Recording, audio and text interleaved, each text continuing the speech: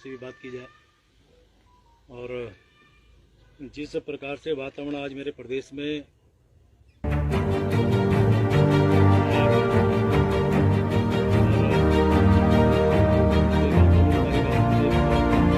कष्ट हो रहा है ये बात कहते हुए कि एक आंदोलनकारी को जब हम लोग कहा करते थे कि आज दो, अभी दो, उत्तराखंड राज्य दो, चाहे जो मजबूरी हो, मांग हमारी पूरी हो,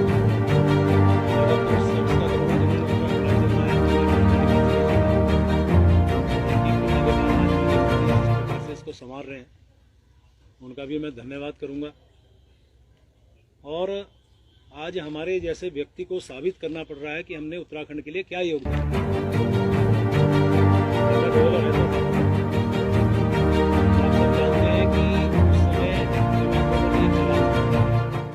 और आंदोलन में चाहे बाजार बंद करना रहा हो, चाहे ट्रैफिक जाम करना रहा हो, रेलवे जल्दी से उस टाइम उसको वो ट्रैफिक जाम नहीं कर सकते थे,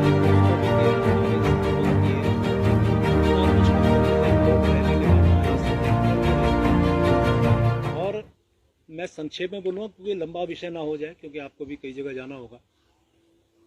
और उसके बाद मुझे वो दिन भी ध्यान है कि जब मुजफ्फरनगर को जाने के लिए कहा गया, सारे लोग मुजफ्फरनगर गए।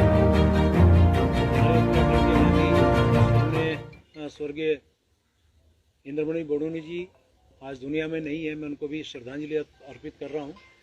हमारे उत्तराखंड के गांधी कहे जाते थे, उन्होंने आह्वान किया कि दिल्ली गया और वहाँ पे ये पता चला कि मुजफ्फरनगर में घटना हुई है।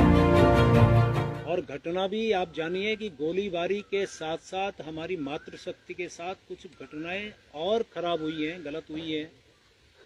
वो सुन के उस रैली के अंदर मैं था, भीड़ बहुत थी, मैं असहज हो गया, मुझसे वहाँ नहीं गया। तो मैंने मन बनाया कि मुझे मुजफ्फरनगर जाना चाहिए।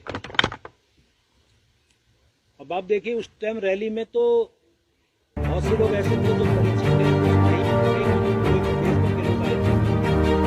मेरे परिचित एक दो मिले, मैंने उनसे कहा कि मुजफ्फरनगर में घटना होनी चाहिए। हालांकि ये बातें मैंने पहले भी एक दो बार आपको शेयर की है। तो मुझे आज भी ध्यान है, आपको शायद ये भी जानकारी होगी, मैं वॉलीबॉल का राष्ट्रीय स्तर का खिलाड़ी रहा हूँ। मेरे साथ एक वॉलीबॉल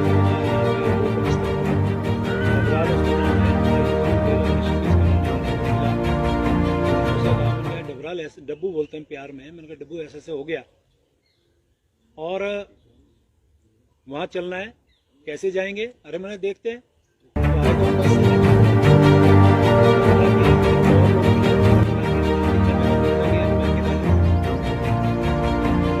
ये बात समझने की है कि मुझे ये पता था कि वहाँ गोलियां चल रही हैं। मुझे ये पता था कि उस समय जो उत्तर प्रदेश था, उत्तर प्रदेश में माननीय मुलायम सिंह जी की सरकार थी, वो इस प्रकार से आज हम कहा करते थे अपने आप को कि हम पहाड़ के लोगों के साथ उन्होंने जो व्यवहार किया, और वो कुछ भी कर सकते हैं, तो भी मैं अकेला चला वहां से ट्रक में बैठ के। ये बात शायद किसी को ना पता हो, मैं अकेला ट्रक में बैठ के चला। संयोग से मुजफ्फरनगर में, मेरठ में आज भी जिंदा है माननीय मनोहरकांत ध्यानी जी, और आपके एक पत्रकार साथी थे राजेंद्र जोशी, वो आज दिवंगत हैं, नहीं है, उनको भी मैं श्रद्धांजलि दे रहा हूँ। वो एक वैन में कहीं से आ रहे थे, तो मैंने कहा तुम कहाँ जा रहे हो? ऋषिकेश जा रहे हो? मुजफ्फरनगर चलना है, सारी बात। वहाँ हालात देख के मैं बहुत अंदर से हिल गया। हमारे बहुत सारे लोग खड़े थे घायल अवस्था में, पीछे से एक आवाज आती प्रेम अंकल, लेकिन बात वो है जो कोई राजनीतिक भाषण नहीं है, जो लोग राजनीतिक दृष्टि से लेते हैं इसको लें, लेकिन मैं दिल के अंदर से वो बात आपको बता रहा हूँ। मैं पीछे मुड़ा तो मैंने कहा पार्टी में थी, मैंने बेटा क्या हुआ कि अंकल मेरे पैर में गोली लगी है। उस समय मालती शर्मा राज्यसभा की सांसद भारतीय जनता पार्टी से, उनकी टीम सबका देखभाल करने की खिलाफ मैंने बैंक को कहा ये मेरे कार्यकर्ता है, इसका विशेष ध्यान रखना। आगे बढ़ता हूँ तो बॉडी का, डेड बॉडी का आंखों से मैं अब बयान नहीं कर सकता, ये स्थिति थी। वहाँ से जैसे कैसे हम आए रात को, फिर रायवाला, फिर वहीं नेपाली फार्म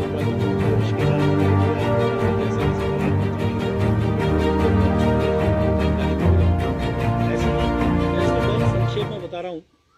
ये जो मसूरी का घटना हुआ, 6 आंदोलनकारी और एक उमाकांत त्रिपाठी शायद नाम था, उसके सीओ थे, उनकी शहादत हुई गोलियों से। और मैं जब पता चला तो मैं भारतीय जनता पार्टी में तब से हूँ, मैं तो सब जानते हैं जन्मजात भारतीय जनता पार्टी का हूँ, संघ पृष्ठभूमि का हूँ। तो मोटरसाइकिल में बैठ के मैं पहुंचा था मसूरी। वहाँ के बाद ये स्थिति आई कि शायद जहाँ तक मुझे ध्यान आ रहा है उस समय डीएम थे राकेश बाबू, शायद वो मुझे बर्दाश्त नहीं कर पा रहे थे, क्योंकि आंदोलनकारी और एक जिसे कहते हैं कि क्या भाषा बोलेंगे इसे, उग्र आंदोलनकारी था।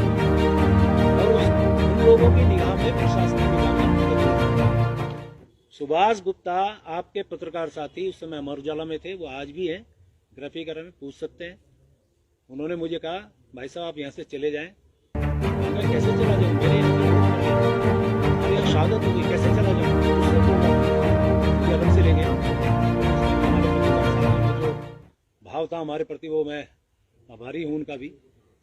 उन्होंने मुझे अलग ले जाकर कहा कि आपको पुलिस एनकाउंटर कर सकती है या फिर आपके खिलाफ एनएसए लगा सकती है, इसलिए आप चले जाइए। हाथ जोड़ो, शब्द हाथ अकेले में ले जाता कहा कर पहले कि मैं पैर पकड़ सकता हूँ। ये स्थिति है अब आपके और राजेंद्र शाह के खिलाफ। राजेंद्र शाह के बाद जो हमारे विधायक थे फिर उनके खिलाफ, आज वो भी नहीं है, उनको भी श्रद्धांजलि दे रहा हूँ, उनको उनके खिलाफ फिर एनएसए लगी। फिर वहाँ से मैं गया साल सुनाना, आज भी जिंदा है,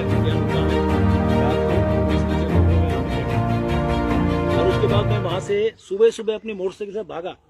देखा तो यहीं पे जो आपका कांग्रेस भवन है, यहीं से वो बॉडी मुसरू से आई। यहाँ पे लोगों ने जाम लगाया, जैसे कैसे बॉडी को जो बहुत सारी घटनाएं, डॉक्टर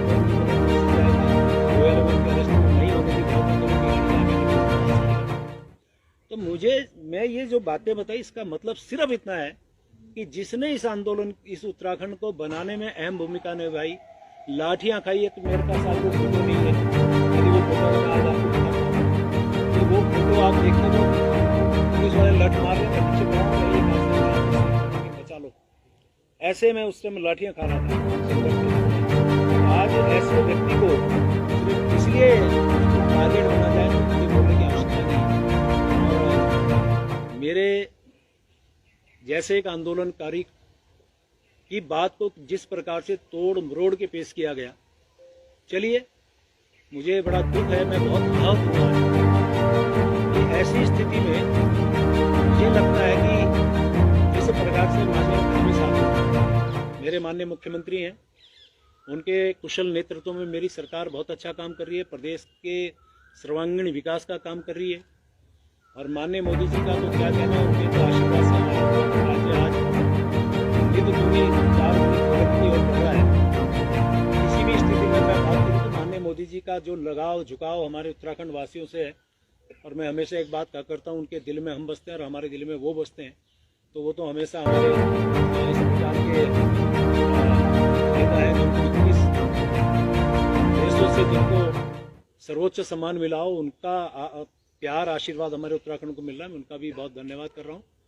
और इन सब बातों के बाद जो वातावरण में मेरे प्रदेश का मेरी इच्छा है मेरा प्रदेश आगे बढ़े।